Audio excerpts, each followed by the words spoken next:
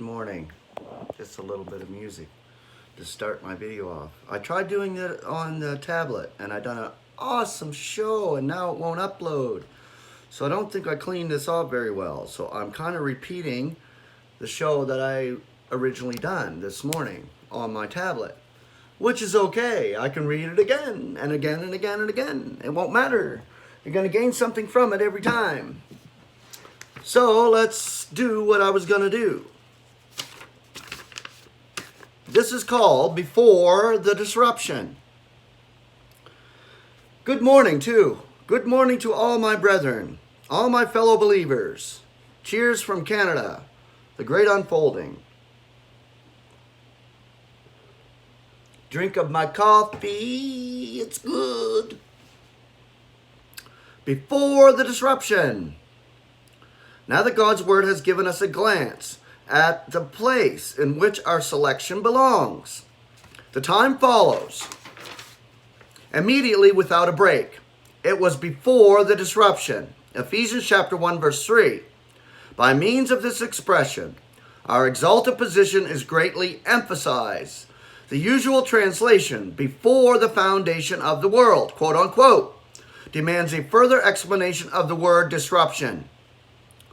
By means of a concordance of the original, the layman is able to test this translation. Now, if you take your concordant version like this, the concordant version, and you actually go to what I have downstairs, I don't have it up here, but the original keyword concordance from the concordant version on page 79, we find that it is formed by combining two words. Kata, K-A-T-A, down, kata down, and bole, casting. As down is used often by itself and in combinations, it is clear that it has the force of our word down. Examples are the entire herd rushes down the precipice. Matthew 8:32. So that was the herd of hogs or pigs that these wicked spirits entered into. They entered into these pigs. They were cast into it by Christ himself, Jesus. They entered in, and they jumped off this cliff and died immediately.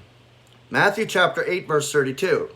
In combination, katabasis, down stepping, descent, and katapipto, downfall, fall down, and katabalo, downcast, disrupt. So we can see that katabole, downcasting, should be disruption. After this explanation, we can see the real meaning of this word. It speaks of a time before the chaos and vacant brought before us in the first chapter of Genesis. Even as Adam was created very good, yet fell into sin later. So the earth was created to be inhabited. Isaiah 45:18. But later became a chaos and vacant. Genesis 1:2. We were chosen before this disruption. It did not touch Christ and so did not affect us. Yet another circumstance indicates our high position. Before the disruption of the world. Is spoken of only in two other passages. In one, the Son speaks of the love of the Father for him. Thou lovest me before the disruption of the world. John chapter 17, verse 24. Then Peter comes to speak of him as of a flawless and unspotted lamb, foreknown indeed before the disruption of the world. 1 Peter chapter 1 verses 19 and 20. Only Christ and the members of his body are spoken of in connection with that period, and no other created beings.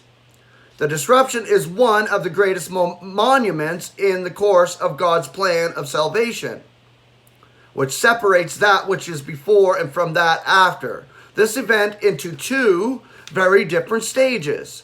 After the disruption, the primeval perfection of the earth was marred.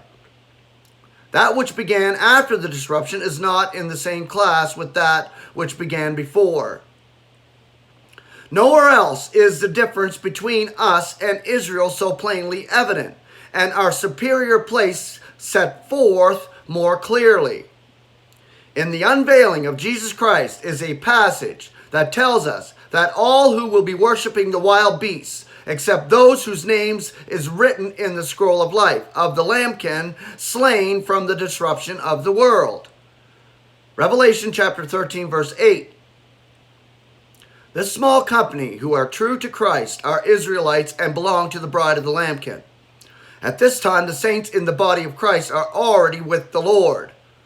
According to this, the members of this Jewish company had their names written in the scroll of life from the disruption, whereas our selection occurred before this event. Israel begins to find a place in God's plan when their inspired writings started. Immediately after the disruption, Genesis 1:2, nothing except the bare fact of creation was revealed to them as to the time before this. This shows clearly that Israel stands on a lower plane than the body of Christ, for we were chosen at a time when Israel was not yet in view. When the present ecclesia began, there had to be a new creation.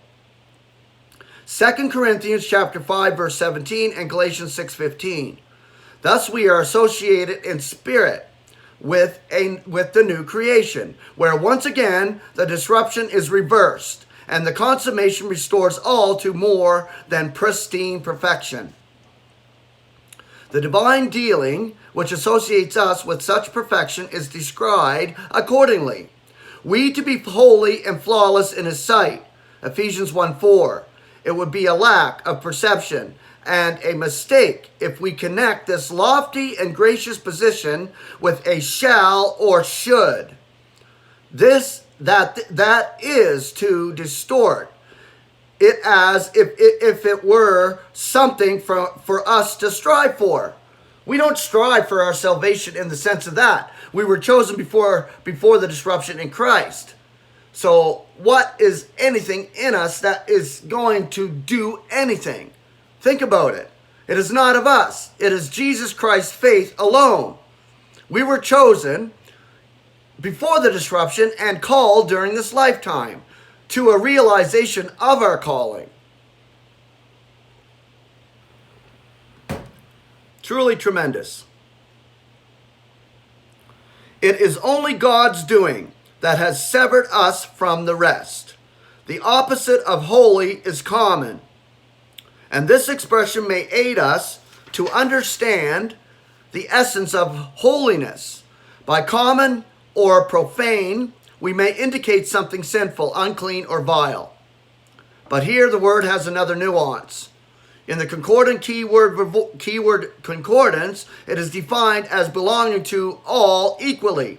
By implication, not sacred. The Pentecostal company had all these things in common. Acts chapter 2:44. Before our selection, ours was the common lot. But by means of the divine severance, we were no longer associated with all the rest. This is the basic idea in our holiness.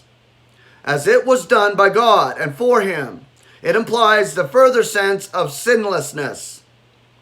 Our flawlessness is to be understood likewise, the selection springing from the noblest intention by an absolutely flawless deity in a sinless sphere applied to us has made us flawless. He sees us in Christ. We are flawless in Christ. That's it. Not in ourselves. This is flawlessness in Christ. And this is how God sees us now, in spirit, right now. Its recognition may be a help to spur us on to walk worthily of the calling.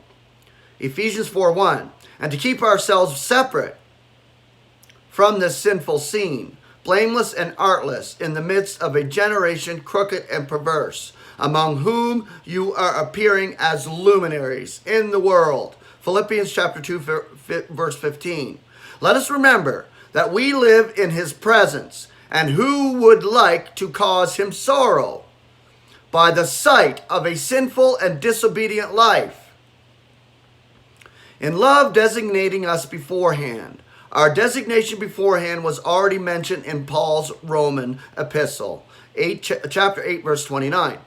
To reveal to us our selection. Here in Ephesians 1:5, the word occurs again, but on a higher plane. From this vantage point, we can see clearly the force of before the disruption of the world, before sin and sorrow had marred the universe. Besides this, the Ephesian epistle contains one of the most precious of revelations, the real cause and divine urge behind our selection, and that is his love. Bottom line, done. His love. What a happy heralding for our heart. How refreshing for our feelings to find ourselves in the sphere of God's love, already through our inclusion in God, and then in Christ. We were surrounded by the love of God and Christ. This love benefits all creation, but here we come under the influence of a still higher love divine. It is that in which his gracious purpose to selectees is rooted. It was with a glance of this love of his, with which he saw us before the others. I love that word, glance. It's like a casting of an eye. When Christ appears in that atmosphere where the bluest of the blue is, right there, man. And he calls us, and we look, we will be changed. First, the dead in Christ, who are risen by his voice, and they will be changed along with us to be vivified, to meet our Lord in that atmosphere right there, to take us to our celestial home. And when we arrive on the shores of the celestial realm, the whole of the celestial realm will be jubilant like you would not believe. There goes my hat. I got excited. But that's the truth. Wow. Amazing truth and brilliant truth.